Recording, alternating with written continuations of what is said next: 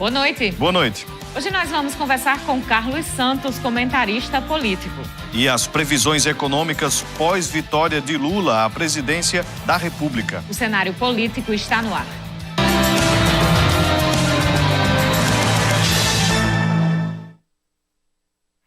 Segunda-feira meio ressacada, né? Acho que está todo mundo meio assim, depois de tanto movimento.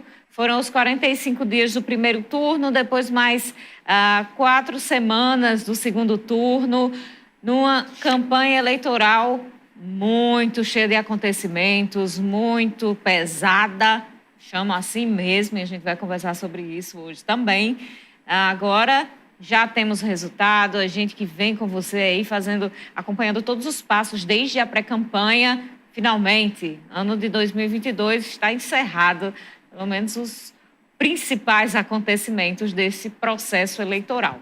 O próximo acontecimento do calendário eleitoral é a diplomação no próximo dia 19 de dezembro, mas aí é um outro assunto, a gente fala disso depois. No programa de hoje, vamos analisar esse resultado das eleições gerais, vamos casar o resultado do segundo turno com o primeiro turno, trazer informações para você e você pode tirar sua dúvida, fazer sua pergunta para Carlos Santos, que já está aqui no estúdio com a gente, nas nossas redes sociais, Twitter, @CenaPolíticoTCM, WhatsApp 88028979 e o Instagram, @CenárioPolíticoTCM. Boa noite, Vonúvio. Tá cansado? Boa noite, Carol. Tô tranquilo. Dormi bem a noite ontem. Não dormi cedo, mas dormi bem. Quase a gente não para, né, de ficar vendo números. Não sei se você também foi ver números. Sim. Porque talvez números dobrados de acordo com as circunstâncias, porque a gente vai sempre, né, uma visão enfraquecida. Às vezes a gente não entende bem o que está vendo, mas... Deu para fazer várias coisas, Vonu. Deu para ver números duplicados, mas deu. É isso mesmo. A gente fica nessa tensão de pós-eleições, aquela adrenalina de trazer o resultado para quem nos acompanha. Uma cobertura muito especial. A gente ao vivo aqui na TCM, no Canal 10, no YouTube, nas rádios do grupo, a 95, 98 de Apodi, a 90 Princesa de Açu, muita gente nos ouvindo em deslocamento aqui pelo interior do estado. Isso é muito importante, isso é o poder da comunicação. Nos rincões onde não se tem acesso à internet, onde não se tem até mesmo presença de pessoas, o rádio está lá, informando, contribuindo com as informações. Então, realmente foi uma cobertura muito especial e a gente já aguarda 2024.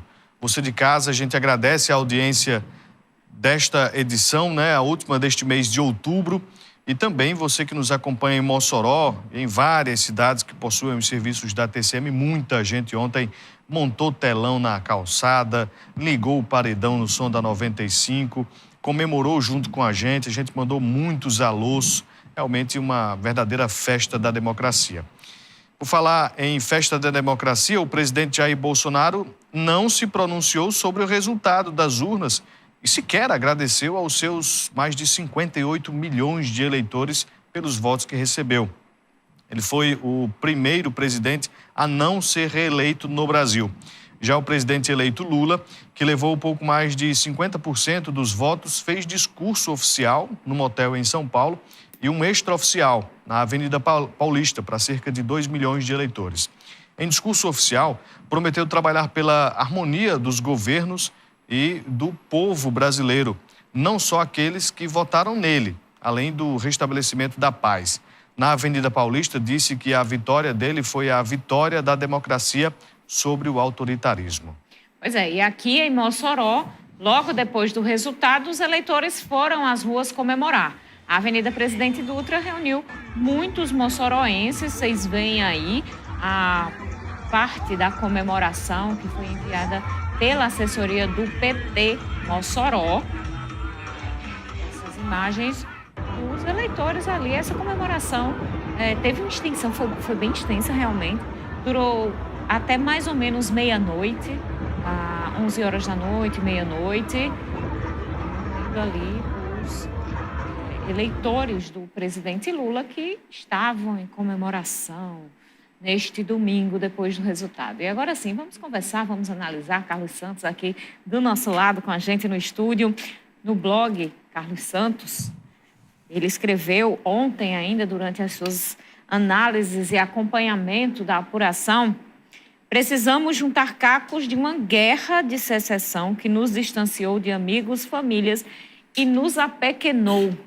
Por quê, Carlos Santos? Boa noite. Boa noite, Carol. Boa noite, Vonúvio, telespectador, internauta, quem me acompanha no canal BCS, o blog Carlos Santos.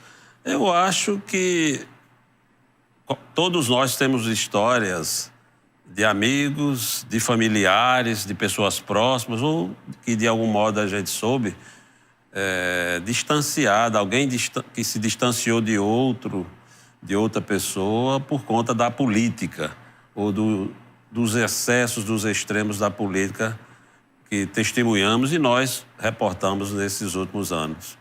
Acho que isso tudo nos apequenou como cidadãos, como civilização, e o resultado de ontem, mais do que ampliar esse fosso, é um resultado que pode nos estimular a lançar pontes, a retomarmos diálogos e tentarmos refazer essa tessitura tão complicada como sociedade, como civilização, como indivíduos, que precisam conviver com todas as suas diferenças, precisam conviver.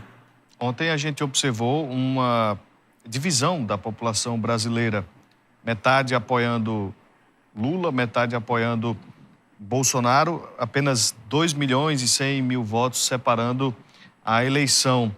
E hoje a gente já viu alguns movimentos de caminhoneiros fechando BRs, de algumas pessoas fazendo protestos, tentando contestar o resultado das urnas. Mas o presidente Bolsonaro calado ainda. Vai fazer 24 horas desde a definição do pleito ontem, né, pelo TSE, e calado estava, calado ficou.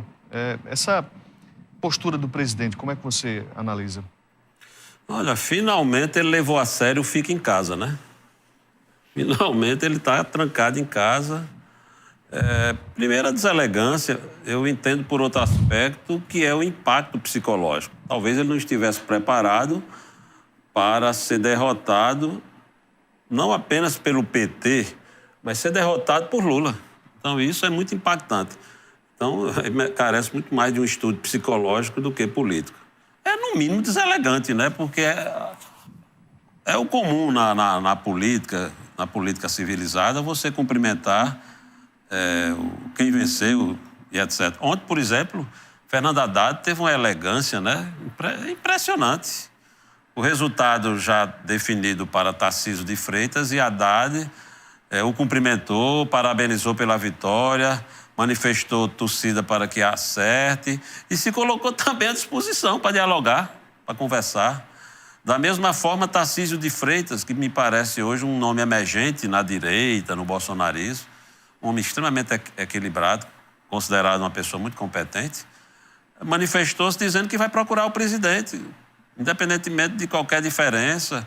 O presidente, quando convocá-lo, ele vai para qualquer reunião, pela importância do Estado de São Paulo, pela necessidade de diálogo, dessa relação institucional, política, civilizada entre agentes públicos, agentes políticos e representantes de uma massa, né, populacional extremamente numerosa e importante. Acho que é o mínimo que podia esperar. Civilidade. Até agora, nada, né?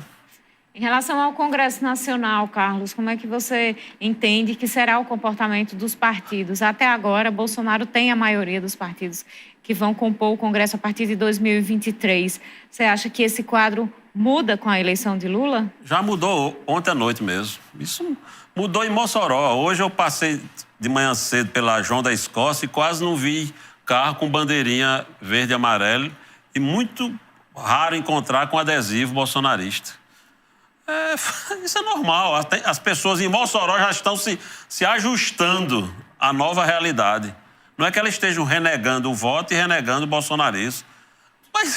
Mas é uma reação aqui em Mossoró. Você imagina o que está acontecendo no Congresso Nacional e com os componentes que vão chegar lá. Muitos são novos, né? Vão experimentar pela primeira vez essa relação Congresso, Executivo, né? O papel parlamentar e etc. Eu não vejo maiores dificuldades, não. O PT, Lula ontem no seu discurso, eu acho que ele foi muito sensato quando ele disse: essa não é uma vitória do PT. E o PT não vai governar só. Não será um governo do PT. E, do ponto de vista numérico, o PT é pequeno nessa engrenagem. Grande, enorme é Lula. Então, teremos um governo de coalizão. E ele chamava na campanha de formação de uma frente ampla, né? Quando você vai buscar um adversário seu, do estirpe de Geraldo Alckmin, para ser seu vice, você está dizendo claramente: ei, eu estou me compondo com um dos principais adversários. Eu estou mandando um recado para os meus aliados nos estados e para a nação. Olha, vamos vencer e vencer por composição. O mais simples, o mais fácil é que o vice de Lula fosse alguém do PT, do PCdoB e etc. Você veja que no Rio Grande do Norte o PT teve que engolir os alvos. E até semanas antes, a linguagem mais comum do PT era o golpe, o golpe, o golpe, o golpe, o golpe. Uma coisa até meio jocosa. E essa palavra de golpe sumiu. Quer dizer, foram feitas renúncias pessoais, renúncias partidárias, para a busca de uma vitória. E, por exemplo, no caso do Rio Grande do Norte, a pré-campanha de Fátima foi praticamente perfeita. Quadros, eu diria, de um PT mais raiz, mais radical, não aceitavam de jeito nenhum, porque consideravam que sozinhos poderiam vencer. Provavelmente não venceriam, se fosse só. A gente vai continuar no próximo bloco, vamos fazer um rápido intervalo, daqui a pouco a gente volta.